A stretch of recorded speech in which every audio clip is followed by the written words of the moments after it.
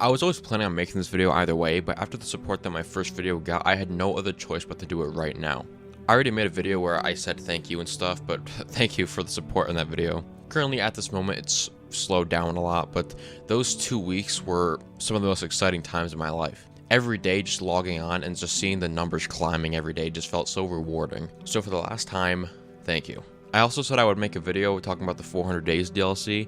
Instead, I'm going to be giving a brief overview of it. The 400 Days DLC for The Walking Dead Season 1 was a bonus DLC of 6 super short episodes. And by short, I mean you can complete all within an hour. The whole selling point though was that every character shown would be in the second game. And they are. I mean, they didn't lie, but none of them offer anything to the story really except one, and you could probably argue that as well. The reason I scrapped that video is because there just isn't enough material to really cover in a very short 1 hour episode basically. The only thing I could think about off the top of my head that I really enjoy from that DLC is that you can actually see Kenny and Duck at the gas station in the beginning. It's just a cool little Easter egg I really liked. After the huge success of the first game, it was no secret that this game would be made. Now obviously it was going to be made because they had signed a 3-game deal. The first game was an all-time great because of how amazing it was, just all around. It put Telltale on the map, and the hype for the second game was huge. But could Telltale do the impossible by topping a near-perfect game? In many ways yes, and many ways no. Even though I think the first game is better in terms of story, this game is incredibly nostalgic for me. It was the first full series I had ever seen on YouTube, and also the first story game I really ever played. There are so many things about this game that feel so rewarding. In Season 1, it often gave the illusion of player's choice while only having one real outcome. Like, for example, the ending. It didn't matter what choices you made throughout, you still got the lead ending. The only difference was if he had an arm or not. Don't get me wrong, that's not a bad thing either though, because that ending still gives me chills every time I think about it. But in Season 2, there are 4 obtainable endings, which yes, I will be covering when we get to them. On my video, one of the comments was this one, and I actually screenshotted it because I felt it was really important for this video. Basically saying they wish I had gone into more of the multiple outcomes to make it feel like a true retrospective of the entire game. I will be doing that for some of the bigger parts, but if it's a slight dialogue difference, I won't be. I didn't mention that you could drop Ben or save him in the first one, at least I don't believe so, and I really should have. That's one of the most important choices in the game, and it's one of the very few that actually impact something. And also, I don't know the outcome of every choice in the game, so if I mess something up, then I'm sorry. I really wanted to make this video better and bigger than the first, while also not having near as long of an editing span of 2 months. And just like the first one, this will be recorded in multiple different parts, just to make my life less stressful. This video is much longer than the first one, so once again, I apologize if I screw something up. I'm actually adding this bit to the intro after I've basically edited most of it, but this video was supposed to be out in October.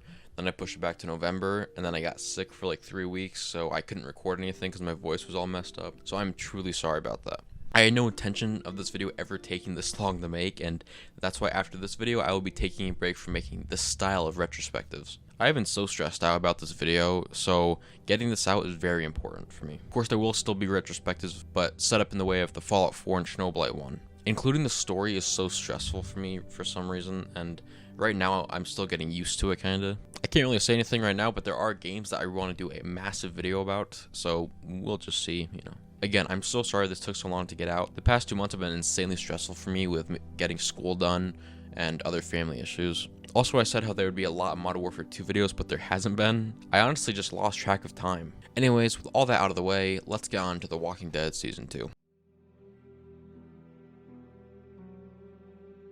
The game begins with a recap of what happened in the first game. Clementine, Omid, and Krista are walking through the woods as they come upon a rest stop. While Clementine is inside, she looks for water. She ends up dropping her bottle of water as it rolls under the stalls. She goes to retrieve it as a random woman looks through her bag. She holds Clem at gunpoint as Omid walks in. The door closes, which alarms the woman as she shoots and kills Omid. After hearing the gunshot, Krista runs in and holds Omid as he dies. This death honestly hits pretty hard. For such a small role overall in the series, his death really hits, and this is just the first few minutes of the game. It jumps to 16 months later as Krista and Clem are sitting near a struggling fire. Krista doesn't have the baby anymore as she lost it. It never says how, but it's implied many times that it was a post-birth death. Krista goes to get some dry firewood as Clem tries to find something to start the fire. She gets pictures and drawings out of her bag. You can pick between which picture or which drawing you want to burn. After that, she places her bag inside a log, learning from her mistakes at the rest stop. After fueling the fire, she walks through the woods a little bit to see Krista surrounded by scavengers. I ended up distracting them as Krista runs away, as one of the bandits shoots in her direction. To the best of my knowledge, we never see her again in the series. There isn't even a reference of what happened to her, it's just a gunshot and then never seen again. Clem is being chased and attacked by one of them as a zombie comes in and grabs the man. She falls down a nearby riverbank. When she wakes up, it's the day now as she seeks help. She walks through the woods before coming upon a dog. The dog becomes friendly as they search a nearby campsite. While there, she ends up killing a zombie that was tied to a tree. After finding some beans, she sits down on a log as the dog attacks her, biting her arm in the process. She kicks it over a log onto some metal spikes. I put the dog out of its misery, as any good human would do. She continues walking through the woods as she faints with zombies approaching her. A zombie's on top of her as the zombie's head gets chopped off. Two men save Clem, later to be known as Pete and Luke. Luke is carrying Clem back to their house as he drops her on the ground, freaking out that she's bit. She tries to tell him that it was a dog bite, but they wouldn't buy it. They all make it back to the house as she falls on the ground once again. When she wakes up, the group are all arguing as Nick takes a shot at Clem. He misses from like 2 feet away. The whole group is understandably worried about it being a zombie bite, so they lock her in the shed for the night. While on the shed, she uses a table to get a hammer off of a shelf. In the process of grabbing the hammer, the shelf ends up falling off the wall and she lands right on her arm. After using the hammer to get out of the shed, she sneaks into the house to get some supplies to fix up her arm. While looking for peroxide, you run into Sarah. You kind of have to talk to her and manipulate her so she doesn't tell the group.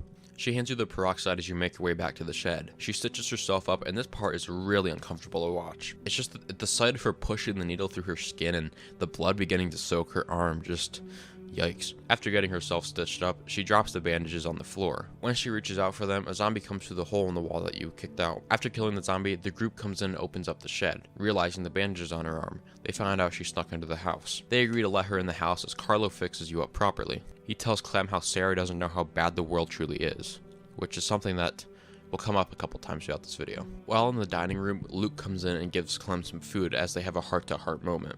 After that, in comes Nick to apologize to Clem for nearly, killing her. And then after she's done talking to Luke and Nick, Pete comes in and tells them to turn the lights down as they're going fishing in the morning. Rebecca comes in and is super nasty to Clem. After saying that Luke allowed her to stay with the group, Rebecca tells Clem to leave anyways. It's the next morning now, and as Pete and Clem are walking through the woods on the way to the river. As they get to the riverbank, they see a bunch of dead bodies with bullet holes in their heads. Nick makes reference to Carver without even saying his name, which is the first time we hear about him. You go across the river to the body on a small mound of land. Clem notices that it's one of the guys who attacked her and Krista. Her bag is lying near him as well. She has a bottle of water in there, which the guy asks for. I chose not to give it to him, knowing that he attacked me.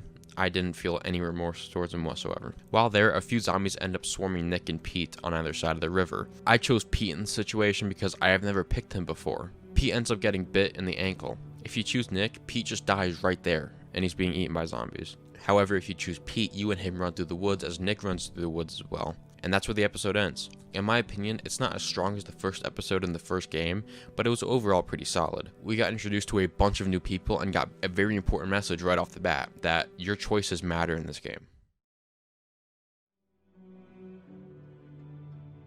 If I sounded weird in the recording for episode 1, it's because at that point I was just coming off of like a really bad sinus cold thing. Episode 2 starts with you and Pete inside of the truck that episode 1 ended with. He's used a hacksaw and he thinks about cutting off his leg, hoping to save himself. If you choose Nick, you guys end up getting trapped in like a shed-like thing. So either way, regardless of what character you pick, you are trapped in a small confined space, which is really cool. Eventually a prompt comes up to give Pete the water, and I did because he's dying. After looking around, you find a box of cigarettes as Pete asks for one. It skips tonight as Pete is convulsing on the floor. After making sure he's not a zombie, Pete tells Clem that he doesn't want to die. He tells Clem to look after Nick as he stands up. He opens the door enough just to see all the zombies outside before he gets a plan. He tells Clem that he's aware that he's not going to be able to get out of this, so he's going to distract all the zombies so Clem can get through. He turns the key of the truck to make a really loud sound as Clem runs out the back for the house. When she makes it back, it's morning now as she tells Carlos what happened. All the remaining characters at the house go to the river as Carlos asks you to watch out for Sarah. You go to her room, and as you open the door, she snaps a picture. At this point, I agree to take the picture of her, but Sarah is just so unbearable in this game. She ends up asking Clem where her dad is, and regardless of what you tell her, she knows that they're out looking for people. Sarah is 15 years old and is such a child in this game. I think Clem is around 11 years old, and she's so much more grown up than Sarah, like it's astonishing. Sarah tells Clem that she found a gun and asks Clem to teach her. Then she mentions how Luke is back. Or, sort of. After looking some more, she says that it's not Luke. After telling her to go hide, Clem answers the door. It doesn't matter what you do or say, he opens the door anyways and comes in. He ends up asking Clem who all has been there, and I chose to say Clem and her dad, Ed. He tells her that he's looking for some people that he lost. I really love how she tries to like match his attitude here. It's just really funny to me. Out of the corner of her eye, she keeps eyeing a knife that has the Telltale logo on it. After exiting the kitchen, he walks around the living room trying to find any clues. He sees one of Carlos' shirts on the couch and says how he knew someone who used to wear those. After getting his gun ready, he goes upstairs to check it, but he can't find her. Instead, he finds the picture of her that we took. Clem watches as he leaves the house. When the group gets back, Sarah tells him that a man was in the house. Carlos asks Clem what he looked like, and after describing what he looked like, Sarah brings up the picture. Carlos gets mad, understandably. I really like how it never directly says this man's name until later on, but the way people talk about him, you can tell how bad of a man this is. They end up leaving the house and are walking through the woods as we get the first chance to talk to Rebecca. They end up coming across the truck that Pete and Clem were hiding in earlier on. After following a trail of blood behind a rock, you see Pete's dead body. Luke and Nick both rush over as Nick is asking how it happened. Carlos tells him that he was shot. You can actually see the bullet hole in Pete's head. And then while walking through the woods, Luke officially invites you into the group. It cuts to 5 days later as Clem is on a rock scouting out the area. After seeing a massive lodge on top of a mountain, they decide to head up to it. However, it's decided that Clem and Luke should cross the bridge to make sure it's safe. After a slight run-in with some zombies, Clem and Luke see a guy walking towards them. Both Clem and Luke are just trying to talk to the man, as he notices that Nick is aiming a gun at him. He ends up raising his gun at Nick as Nick shoots him in the throat, causing him to fall off the bridge. Both Luke and Clem get really angry as the rest of the group crosses the bridge and make it to a nearby house. Alvin asks you to find some food for Rebecca because she's pregnant and she needs it. And being a good person, I agreed. Even though I don't like Rebecca's character in episodes 1, 2, 3, her character in episode 4 is actually pretty good. You can actually talk to Nick at this point, and this is the first time that I could actually bear him as a character. He ends up talking to Clem and how basically saying he never wanted to go into business with Luke and how he had to kill his mother. And I don't know why, but Nick's voice actor sounds completely different here. It might be, but they just sound like two completely different people. While inside the house, you end up finding a knife with the initials WM engraved into the leather. After getting the knife and opening the chest, you find some cans of peaches in there. Alvin comes in and begins talking about just how careless Nick is. Alvin walks over to the window and sees zombies coming over the bridge. Everyone in the group ends up making it to the lodge as Luke tells Clem to climb a nearby tower to scout out the area. While up there, she sees some flashlights in the distance heading towards the lodge. While climbing down, the group is having a standoff with another group. After climbing back down, you go up to see what's going on, and here is actually the sole reason I ever wanted to make this video in the first place. Obviously, I was going to make it regardless because the support on the first video, but before that video was even up, this is the sole reason I wanted to make a video on this game. Right here is where you reunite with Kenny. My favorite moment in any Walking Dead game ever.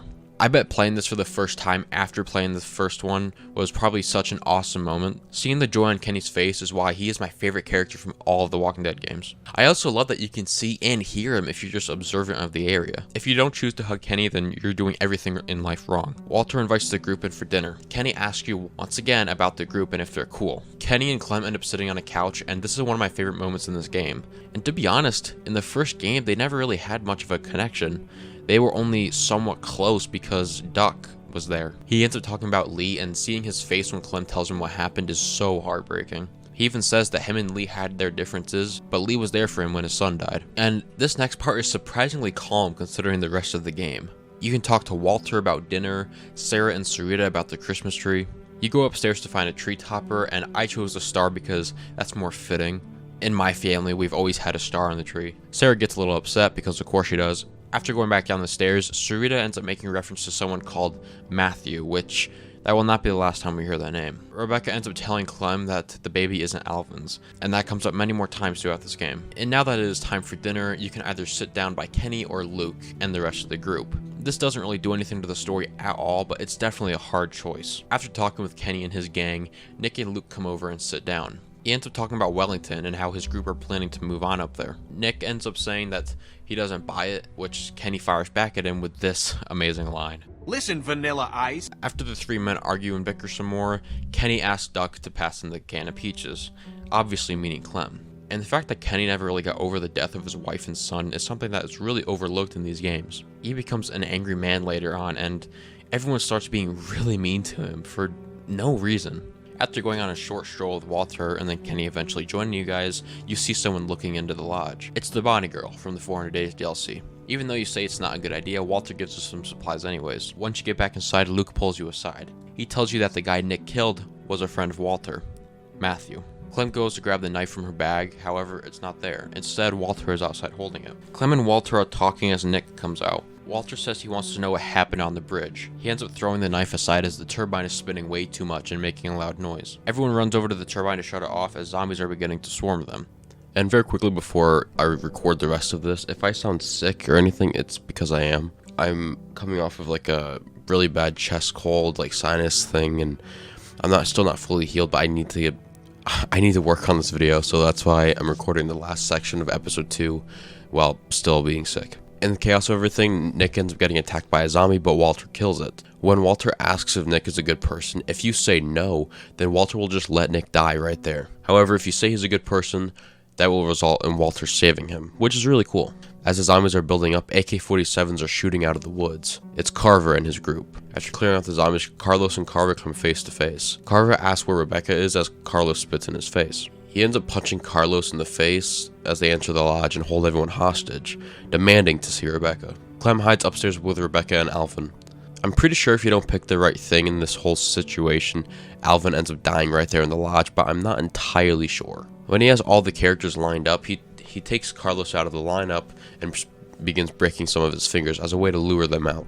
You end up climbing out of a window as you head for Kenny. If you get there, of course. Clem and Kenny are in like a small guard post thing. Rebecca and Alvin are eventually found and brought down to the line. Kenny claims he has a shot on one of them, and even if you tell him no, he takes the shot anyway, taking out one of Carver's men. This causes Carver to kill Walter. He picks up Alvin and takes him hostage, and then after that, Kenny surrenders as he and Clem are put into the line. Carver insists that they take them back home, wherever that is. And that's where the episode ends. This episode is just so good, like, ugh. And actually something that this episode does, probably one of the best examples of it anyways, out of the whole series, is just as it starts to get really slow and kind of boring, something happens to impact the game. The entire last like 15-20 minute section is just amazing. And also reuniting with Kenny makes this one of my favorite episodes ever. Hearing him talk about Lee and how upset he was and shocked that he was dead, it's so nice and heartwarming considering that they argued a lot in the first game. After like 3 weeks of not being able to record anything, I'm finally back recording episode 3. Here we go.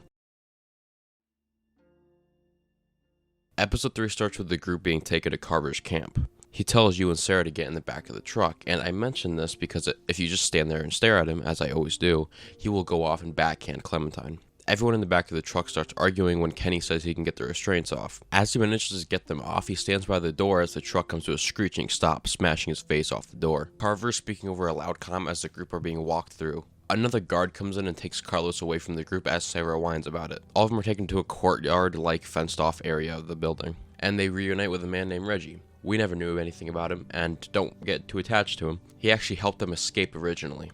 And then after that, a guard comes and tells Alvin that Carver wants to see him in his office. And then this guard comes in named Troy as he starts talking down to Reggie, and there's no other character in this entire franchise I hate more than Troy. He always acts like he runs the place, and what happens later on is so incredibly satisfying. Rebecca introduces Reggie to Kenny and Sarita as a new character named Mike tells him to keep it down. In the process of all the talking, Clem ends up noticing someone sitting at a table alone. Reggie's trying to convince you guys that it's actually not as bad there as it once was. Both Kenny and Clem have a conversation as Kenny thinks he drank too much of the Kool-Aid.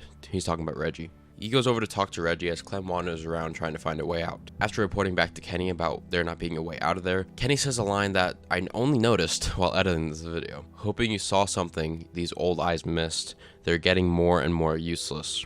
Foreshadowing. Troy brings Carlos back as he threatens them. It's the next morning now as Troy is holding Clem at gunpoint after waking her up. Every time I get the chance in this game, I just stare back at them because the attitude on Clem's face is just so funny to see. Carver has the group standing near the entry as he's telling them about the increase in walker activity. He also tells them about doing some hard labor. Sarah starts talking to Clem because Sarah is just obnoxious and horrible as Carver gets angry. He then tells Carlos to discipline her. He then proceeds to slap her insanely hard. Everyone heads for their work post as one of the guards takes Clem to the armory. He ends up sitting down with a woman named Bonnie to fill magazines. She comes off as a truly sorry and kind of nice person. And this is actually a really good example that I want to talk about, that though the leader may be corrupt and horrible, there are people within the camp that are just trying to survive. For example, with the Walking Dead show, The Saviors. Negan was a horrible person, but with understandable motives. He wanted to keep his people safe. Although the way he did things was wrong, he had the right idea. And then there were people like Dwight who slowly became more and more nice to others and started to really see what was going on. Carver and the camp have the same style. Carver has one intention, and that is to make sure his group is safe. Although his way of doing things are wrong, his motives are in the right direction. And this is something that many people don't understand about people like Carver, Negan, or the governor. They all just want to survive and keep their group safe, that's all.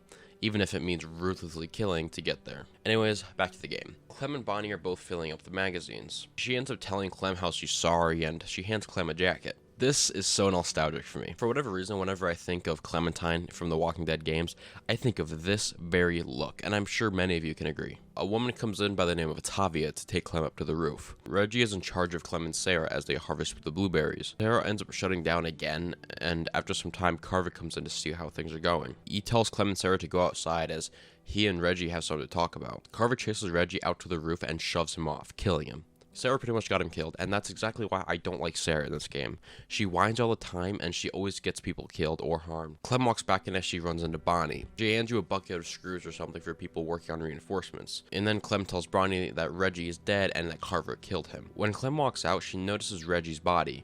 Troy says it's none of her business, even though it is because she was up there. When Clem enters the building, she sees Kenny holding a mic up against the wall. If you say Reggie's dead, they stop fighting immediately. When Mike and Kenny stop, the plank of wood falls down, revealing zombies are outside. And following that, zombies start flooding into the store as Clem tries to run away. She ends up getting into the back room and gets her foot caught in a cord. As she's about to die by a zombie, Troy comes in and saves her. She ends up going into the comic book store as she runs into Luke as he tells her about an oncoming horde. She leaves the store and runs into Troy. She gets back to the base and runs into Wyatt. He was also from the 400 Days DLC. Even though the DLC was pretty boring to play, I love what it does. It makes the point that everyone in this world, even the characters you only see once, have a backstory. He tells Clem to go up and see Bill. When walking up the stairs, you can see Rebecca walking out of the office crying. He explains to Clementine why he killed Reggie, basically stating that he was weak. I honestly really like this conversation between Clem and Carver. As a character, Carver always comes off as just such a scumbag, but his priorities are always straight. He keeps trying to make Clem believe that she's just like him, or at least that's what I got from the dialogue. And then after that, Tavia comes over a walkie-talkie and tells Carver that the door's all jacked up for when the truck slammed into it. Carver tells Clem to go back to the yard. When Clem gets back there, it's nighttime for some reason, and even though it's bright day out. Something that always bothers me about these games is that it will just skip from bright daylight to nighttime within like a few minutes. It's not a massive deal, it's just a little gripe. I'm going to say this a few more times throughout this video, but I love this part. Two completely different groups arguing about plans that end up both working out in their own ways. It seems like Clem is the most well-minded person here though. Growing up in a zombie apocalypse caused her to mature super fast. Jane comes over and tells them how to walk through the herds. I had to say she did it too because I love the look on Kenny's face. He's not mad, he just kind of looks disappointed. Kenny actually didn't believe Jane, but he trusts Clem with his life, so it kind of makes him believe it. After getting some official plans, Mike boosts Clem up as she grabs onto a rope winch. Clem gets sent up to the roof as she enters the skylight. She sneaks down and grabs some walkie-talkies before making her way back to the yard. Mike helps her down as you all get in bed, acting like nothing happened. And then Kenny starts talking about Duck. I love how whatever happens in these games, Kenny can just not let go the death of his son. The group are huddled around a table going over the plan as the door opens. Kenny stops Clem and says that she has her pockets all out, when in reality he just placed a walkie-talkie in her coat pocket. Bonnie takes Clem with her, making it seem as if they'll be doing some hard work, when in reality she just wanted to talk to Clem about what happened with Reggie. After talking to Bonnie, she ends up telling Clem to go back out with Kenny. Clem runs into another one of the 400 Days crew, this time with a different voice. You should get going. Bill don't like idle hands. If we found survivors, it was the same every time. Clem gets outside and heads for the comic book store to meet Luke. Once she gets in there, Luke is nowhere to be seen. Troy comes in and grabs Clem by the back of the neck, leading her out. Of course, seeing this, Kenny gets super angry for him laying his hands on Clem as they get back to the yard. And there's Luke, as Carver's giving a very stern talk to the group. Carver holds up one of the walkies as he demands who took it. Then right here, Kenny takes it out of Clem's pocket as he hands it back to Carver. Carver counts 3 and beats Kenny to a bloody pulp, and honestly, one of my favorite scenes throughout the entire series. Clem tries to help as she gets knocked down. Bonnie walks in and alarms Carver of a breach. Then Bonnie tells Carlos to get Kenny able to move because they are leaving tonight. It cuts to night as the group are sitting around a fire as Carlos tells them he did everything he could. Luke ends up making mention how no one wants to leave Kenny behind as he walks over. Kenny is just the best. And now finally the plan is underway. Clem gets up to the roof as Rebecca tells her the plan. Clem opens up the skylight and enters Carver's office. She heads over to see if Alvin is okay, but there's no response. After figuring it out, including finding a disk, changing the output, the comm system is blaring as planned. She turns around and sees Alvin at Carver's desk as he finds a pistol. It's super small though, for whatever reason, and Alvin mocks him for it. Alvin tells Clem to look after his girls, as he believes it's a girl. A man walks in and shoots Alvin before Alvin fires back and kills him. And Alvin dies. Clem looks from the roof and sees the horde approaching the building. After he gets back into the building, Carver is holding the group at gunpoint as Clem jumps on him. After it knocks him over, Kenny and Luke have their turn with him.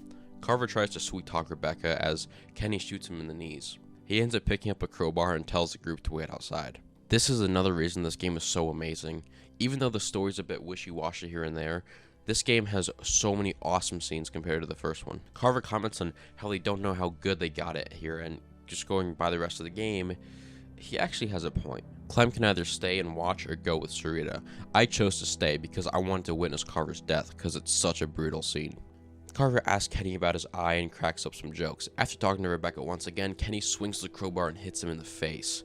Kenny swings at the exact same eye that Carver went after, which there's actually a famous saying, an eye for an eye makes the whole world blind, and I don't know if that was Kenny's intentions here, but man, it's so much better with that. Carver's clearly dead, but Kenny continues to beat his face in, to the point where there's hardly anything left. Rebecca ends up taking Carver's pistol as the group gather up by the loading dock. All of them get covered in guts before Troy comes out and confronts them. Jane sweet-talks him before shooting him in the penis. They start wandering through the hood as Carlos gets shot in the back of the neck by some snipers on the roof. He falls to the ground and gets eaten by zombies. Sarah freaks out, nearly getting everyone killed. Shocker. Clem continues to fight her way through as Sarita gets bitten on the wrist.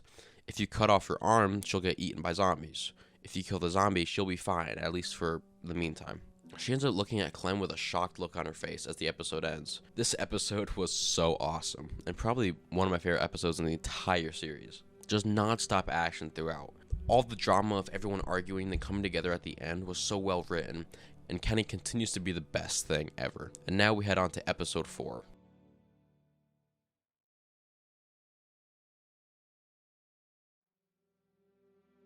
Episode 4 begins with everyone still trying to get through the horde. Rebecca pulls her back as she's having trouble finding the courage to pass through. After some talking to both Rebecca and Jane, Jane leads you two out of the horde and into the woods. It cuts to morning as Jane, Clem, and Rebecca are walking down a dirt path. They are walking and talking as Rebecca has a contraction, assuming. After resting for a few moments, they continue to walk through the woods until they reach a Civil War monument, where the rest of the group are held up there. On the fountain is Kenny holding Sarita as Bonnie and Mike give them an update on what's going on. Clem walks over to check on Kenny, and I love how the music changes. I'm used to hearing him swear out of anger and stuff, but hearing him swear just out of despair, it's so strange to hear from him. He begins to get angry at Clem and ends up blaming her, but you know he's just taking it out on her, instead of actually being mad at her personally.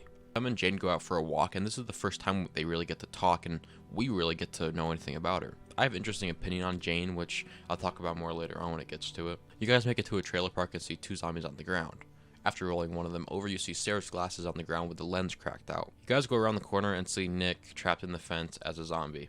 For a character that got some people killed, complained a lot, and nearly killed Clem, this death is honestly pretty sad. All the mistakes he did out of fear. After killing Zombie Nick, you and Jane head into the trailer park and clear out some zombies. While doing so, you can hear a woman crying, then you hear, "What can I do, Sarah?" Basically confirming that it's Luke and Sarah. After taking a look over a barricade of garbage and dumpsters, you see a swarm of zombies trying to get into a trailer. After using a nearby truck horn as a distraction, you and Jane go into a trailer to get to the other one. However, though, the horn stops working for some reason as Clem and Jane book it towards the trailer. After getting inside and blocking the door, we reunite with Luke. He says how he can't snap Sarah out of her current state. Clem tries to talk to her as zombies are beginning to break in.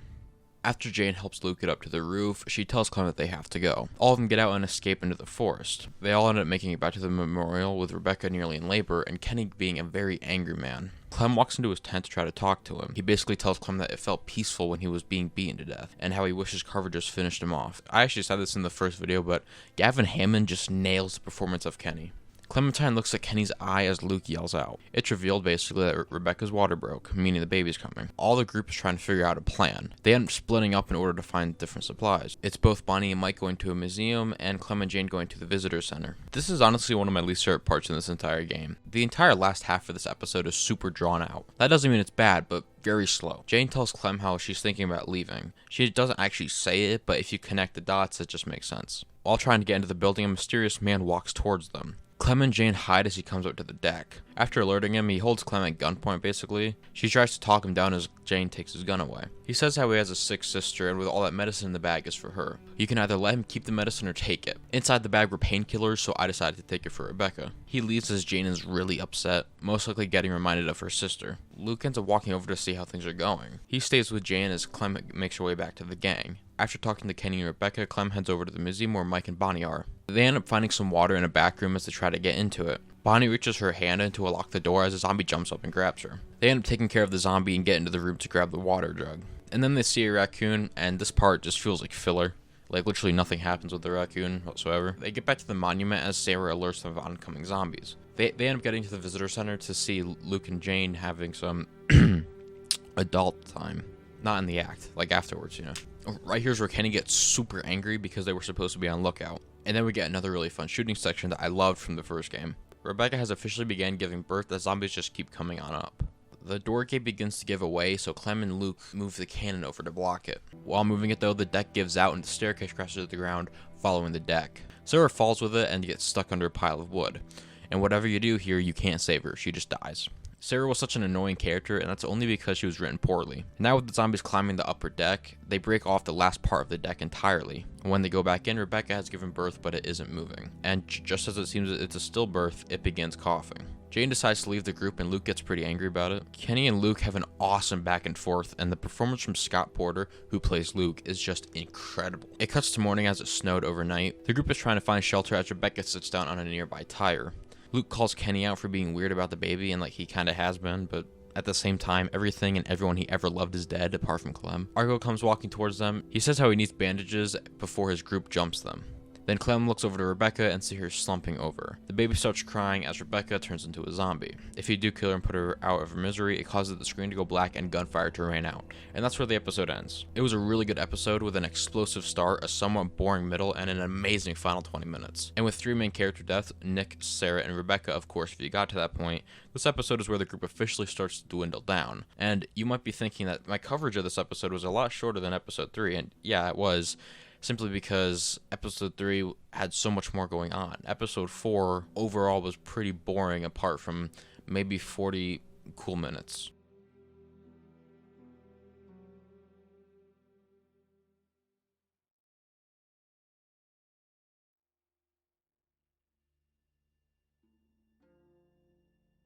Episode 5 starts with the gunfire sounding all around with a dazed Clem. Through the gunfire though, she notices that AJ is laying on the ground with no one keeping him safe. You can either save AJ or get behind cover.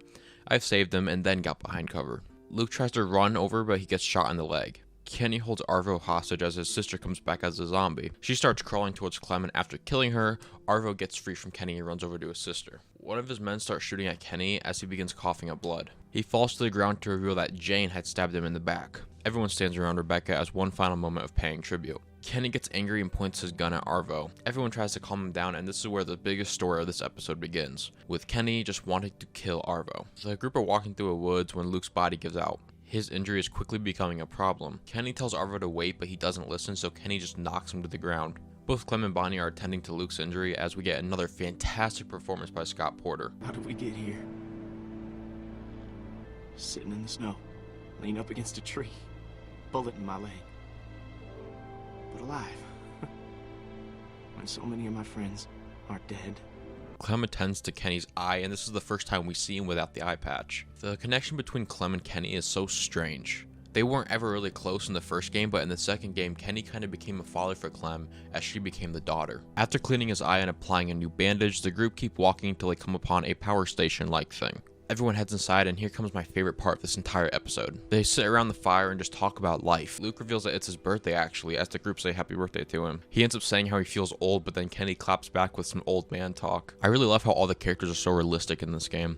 Very similar to a game I'll be covering next month. They can go from being super mad at each other to acting like a family. Everyone just has a really nice group conversation about the college and student debt and what they did before the zombies. The group continue walking trying to find shelter as a zombie comes out from behind a rock and attacks Kenny. They end up reaching a house that Arvo was talking about, but it's not even fully built. However, in order to reach the house, they have to cross a frozen lake. which keep in mind it had just snowed, so the lake probably isn't held up all the way. As soon as they start to step on the ice, it begins to make cracking sounds. While Luke is walking, it fully cracks. His leg falls through the ice, and we get another decision, to either save Luke or prevent Bonnie from walking towards him. When walking, the ice gives away as Clem and Luke fall into the water. He ends up saving Clementine from a zombie as the zombie pulls him down, killing him. Honestly, if it wasn't for Kenny being in this game, Luke would have been my favorite. From the very moment we met him in episode 1, he has been by Clem's side this entire time and really took over like a older brother type feel. Jane gets Clem inside as Kenny gets mad at Arvo before beating him up. Clem wakes up as it's almost night and Jane hands her a can of food. We get another one-on-one section between Jane and Clem, and they really try to push her in this game. Kenny spends the next while trying to get a truck to start. Jane tries comparing Kenny to Carver and like, no. Clem wakes up to a strange noise outside, and when she goes out, she sees Bonnie, Mike, and Arvo packing up the truck to leave. Clem yells out to Kenny and Jane, but Arvo shoots her in the shoulder. She faints about the shock of it all as she has a dream sequence about Lee in the RV. I love how both Lee and Clem have dreamt of this moment at one point or another. Clem wakes up in the back of a car as Kenny and Jane are in the front. Kenny and Jane are arguing as Jane just starts being really mean to him. Everyone in this game just hates Kenny, and I never understood why. All his anger is fueled by the loss of his family in the first game. If people knew that, they probably wouldn't have been so mean to him. After coming upon a roadblock, Kenny has the idea to check the cars for gas. Jane tells Clem to step on the gas as she runs her over for some oncoming zombies. The truck ends up crashing into a snowbank with neither Jane or Kenny anywhere to be seen. She walks through the snow before coming upon a rest stop. Inside, she finds Kenny. Jane runs in without AJ, and without saying it, she alludes to the fact that he's dead. Kenny tries to find him before he and Jane start fighting. Then comes the most mixed decision maybe in the entire series. You can either shoot Kenny or let him stab Jane. Of course, me being a massive Kenny fan, I chose to let him kill Jane. Earlier on, I mentioned that I have some interesting opinions about Jane, and this is what I meant. Jane is one of my least favorite characters out of all of the games. She always tries to get Clenny, yeah. Yeah, that makes sense. She always tries to get Clem to follow her and abandon Kenny. Another reason I don't like Jane is because she lied about AJ dying, as they find him in a car. It cuts to 9 days later as they're coming upon Wellington. They approach the front gates and they are told that there isn't enough room for them. Kenny's able to make a deal that the kids can stay, but he can't, as he tries to convince Clem. Truly, one of the hardest scenes in this entire game. I will never watch this without getting choked up. I chose to leave with Kenny and the game ends. What a game. Earlier on in the intro, I mentioned how I'd be covering all the endings, so here we go. There are numerous endings, but really only 3 that I believe are completely different. I believe there are 7 different endings, but there are only 3 possible places you can go, if that makes sense. Those extra endings just kind of depend who you do it with. The first one and the best one is the one that I just showed, leaving with Kenny instead of staying at Wellington. The next one is staying at Wellington while Kenny leaves. The ones you get when you side with Jane are you and her going back to Carver's camp to rebuild it. Family comes to the gate and begs to be let in. You can either let them in or refuse. Then if you shoot Kenny, then leave Jane, Clem covers herself in AJ in guts and walks through the horde. And that can also be attained by letting Kenny stab Jane and then killing Kenny. Overall, Season 2 was and always will be a perfect sequel. In many ways it's better than the first game, and in many ways it's worse. The overall story is worse, but the pacing and amount of awesome scenes are way more. All the new characters make sense, well, most of them. All the deaths make sense, most of them. And for many, including myself, this is the last amazing Walking Dead game. I will eventually get to Season 3 as I intend to do both Season 3 and 4 sometime next year. I'm going to keep this outro super short, but overall, Season 2 is just an amazing game that still holds up all these years later. And for the 2 people that made it this far, thank you. This video was a must make for me. It was also super stressful. The support I got on that first video genuinely changed my life on how I viewed YouTube. I was actually going to give up making videos before I made that one. I want to make more and more videos, and by the way, I have been working on videos ever since. It's not like I haven't been doing anything. I believe I have 2 or 3 more videos coming out this year. I have a video coming out on Christmas Eve, which is going to be a Christmas special. I did one last year on Vanguard, but this is going to be my 2022 Christmas special. I'm really excited for it. I have a bunch of funny clips already saved up. I'm going to be making my best of 2022 video. I did a best of 2021 video last year, but I'm doing it again this year because there are a lot of new subscribers that maybe have not seen all these funny videos that I made. Anyways, once again, thank you so much for watching. Bye.